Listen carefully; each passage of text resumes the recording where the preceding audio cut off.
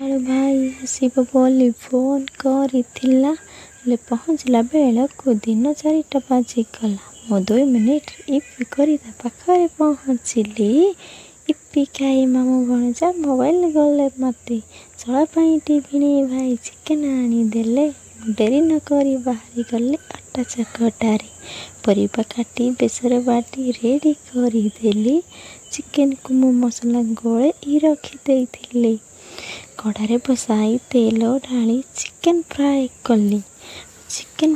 କଲି। ପରିବା ପକାଇ ସସ୍ ପକାଇ ତାକୁ ଗୋଳାଇଲି। ରେଡ଼ି ହୋଇଲା ଚିଲି ଚିକେନ୍। ମୁଁ ମାମୁଁ ଭଣଜାଙ୍କୁ ପରସିଲି। ମାମୁଁ ଖାଇସାରି ବାହାରିଲେ ଯିବା ପାଇଁ, କିନ୍ତୁ ଭଣଜା ଏହା ସହି ନ ପାରି ଯାଇ କୁଣ୍ଢାଇଲା ମାମୁଁଙ୍କୁ। ମାମୁଁ ଭଣଜାଙ୍କର କି ଦୁଃଖ।